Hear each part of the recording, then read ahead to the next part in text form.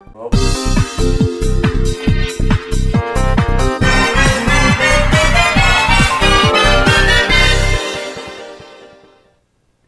welcome back to Prime. I'm very excited about my next segment because I'm here with director Yaki Smith. How are you? I'm good, thank you. Of the film Wolf, which is a beautifully, I mean, beautiful is an odd word for the film because it's a difficult subject matter, but it's a beautifully poignant way that a family deals with their son being molested. And I have so many questions to ask you about it, but before we do, let's take a look at the trailer. Okay. And so here we go. Here's Wolf. Awesome. Every time we did it, I loved you more and more. I thought I was special. Then you gonna turn around and leave me? Nona, how you doing? I'm good, Bishop. That was a good word. Y'all pulled on God, God pulled on me. How's everything with you, Carl? Good. How long you here for? Yeah, just for a few days. Your daddy loves you. He's just trying to make a better life for us. Hey, Carl. Hey. The saying, only the strong survive, embodies in a nutshell how wolves choose their prey. You won't hurt me no more. Life! Now! We've all made mistakes. Don't go putting God's business in the street. This perversion has eaten away at you because you haven't dealt with it properly. Oh, yeah, devil, you letting him go. Why are you defending him? Take this blackness from my heart. There's not enough evidence to move forward in your case. The enemy ain't lurking in those shadows, Grandmama. He's right there in our face, laying his disgusting hands on us every day. I know, it hurts. The pain makes us who we are. And he should pay, and he will pay, but not out there. Because if he pays out there, we all pay. You see, nothing good has ever been accomplished without bloodshed. And you want to be great.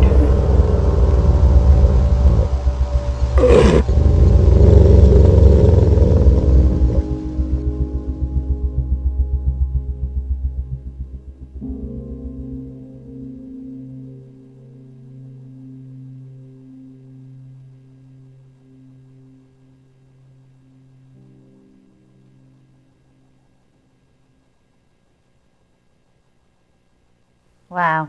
This is a film that will stay with me for a long time. Tell me about it. How did you where did the idea come from? Well, you know, I grew up in the church, and I know many people who've been molested. And sort of hearing their stories as a young kid, those stories just sort of set inside of me, and I didn't know I would ever make a film about them, but they were always in me. And one day I was watching TV and I came across a documentary called Deliver Us from Evil, which was about a priest who had molested maybe more than 50 kids. And it was great because they interviewed not only the priest, but they interviewed the children as well. And for the first time, I felt like the priest, he wasn't excused, but he was humanized. You sort of understood his struggle. You understood the cycle of abuse and how he was told to be silent, so he never was able to really get healed from that thing, and so he ends up, you know, inflicting that same pain on someone else. And then you also saw the pain, you know, of the children that he molested and the struggles that they were going through, and their families as well. And so I wanted to sort of tell a story from both sides. Right. And so you went to, and I think I remember reading that you saw the documentary, and then you went on to the chat rooms for abused people, wasn't it? Not the abusers. Yes, it well actually both. Oh, was it both? It's interesting because in those chat rooms, there were men who had been abused who never told anyone.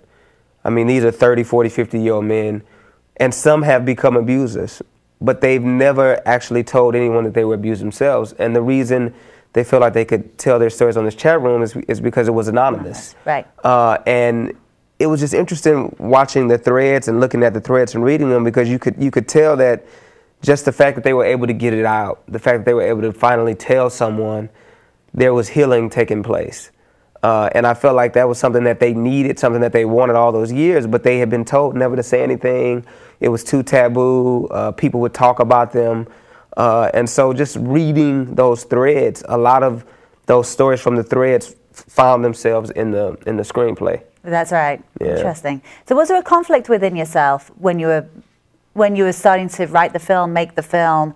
You say you grew up in the church. This is very much about the unveiling of certain personalities within the church. Yeah. Was that something that was difficult for you to deal with? It was. It took me a while to really decide to do this film, because when I first wrote it, I struggled because I didn't want it to feel like it was a condemnation of the church. Yeah. I'm still very much in the church. I'm still a Christian.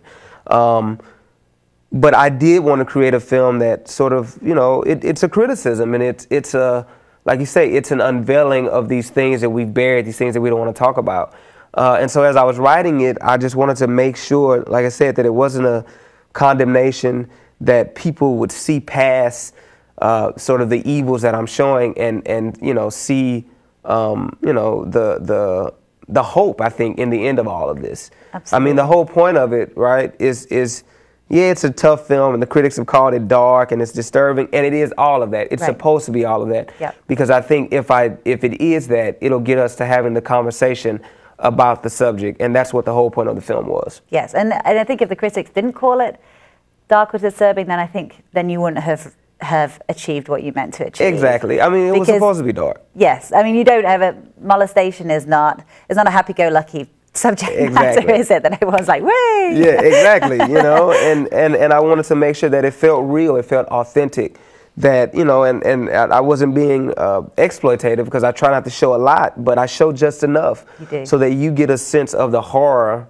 of pedophilia and the horror of molestation. Well, it's that time, I think, is it probably 20 minutes in, where the mother sees the phone, and I went, oh my gosh, I did not see that coming, which of course is, you know, for anybody that studies screenwriting, is what you want to achieve, that the jaw drops on the floor. And exactly, you know, I was trying to leave it, because, you know, you have him and he's like having those text messages back and forth, so you don't know if it's a girl. And you think it's for the girl. Yeah, exactly. Yes. And I set it up that way because I didn't want you to know right out front. When she sees it, I want you to be just as shocked as she is. Yes. So. And what's the reaction that you've got so far? People love it. I mean, I've had people literally walk up to me at screenings and, I mean, hug me in tears saying, "Thank you for telling my story. Thank you for telling this story," because it's something that we need to be talking about, but we're not talking about.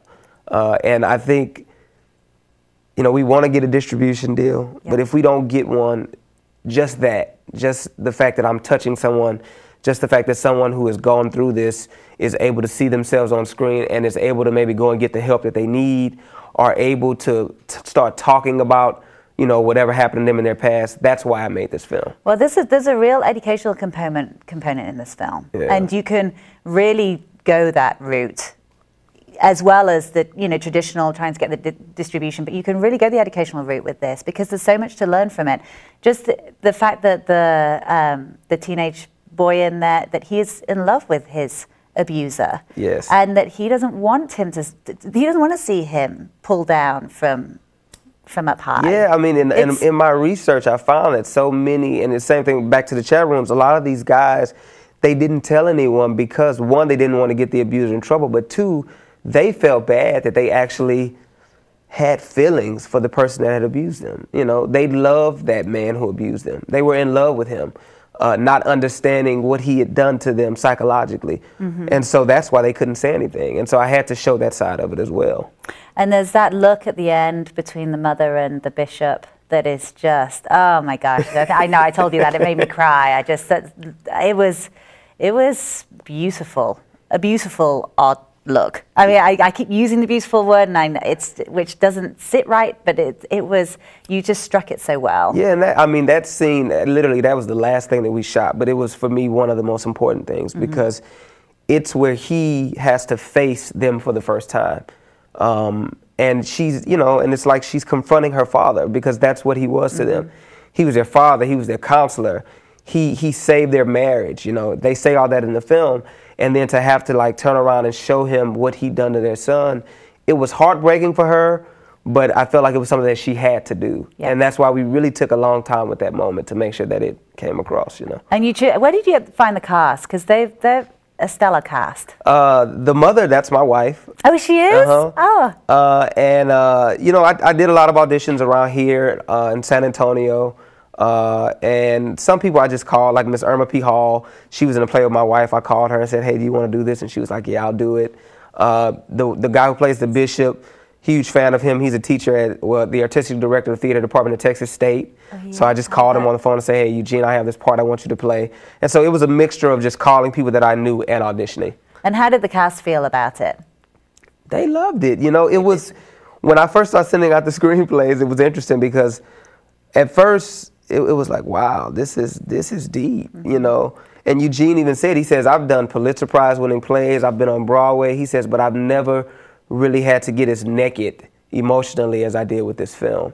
And I think when they started reading it, they liked it because it was a challenge. It was something that a lot of them had never been able to do before. And they also could see what the film was capable of doing, the healing that it could bring, the conversation that it could begin, and ultimately the reconciliation that could happen from the subject. And so I think they were all on board because of that. Well, what I love about it is that you've taken a real risk and with the film with the subject matter, but it's a risk that, as you say, can bring healing, and it can just get that word out there. And I think a lot of people probably nowadays will shy away from doing things that really, you know, can be seen to be a little bit controversial, you know, in order to toe the line. Yeah. But you haven't done that, and I you know, applaud you for that. Thank you. I mean, for me, you know, I got into filmmaking. I love movies, but I really got into filmmaking because of the impact that they could have on people. And, you know, in order for me to really have that impact, I have to sort of hold up a mirror to us. Yeah. And for me, it's like, look, I have to dig deep. I have to make films about those controversial subjects. And I have to sort of, you know, show us our stuff and say, like, this is what we've been doing, and this is the only way that we're going to be able to, you know, turn a leaf or to get on the other side of this, is if we can face ourselves. And that's why I did that. Well, life we could all do with having a mirror put to ourselves from time to time. Yeah. Well, not only are you a filmmaker, but you're also a UTA professor. I am. So how you managed to get this film done and be a professor at the same time, that's amazing. Yeah, you know, it's funny because what I do is I bring a lot of my students to work on the shoot. You know, I had at least 8 or 9 students who work on the shoot. Actually, the DP used to be a former student of mine. And so I sort of bring the classroom to the set. And so I'm teaching them as they're watching me direct, as they're crewing on my film. And so that's how I'm able to do it. Well, that is, so not only the subject matter is educational, but you're providing education whilst you're making the film. Yes. Well, Yaki, it is a masterpiece, and I wish you all the best of luck with it. It's a really wonderful film. So congratulations. So join Yaki at the Dallas International Film Festival on Wednesday, April 18th and Saturday, April 14th. And you can find everything on dallasfilm.org. I'm Emily Hargrove. See you next time.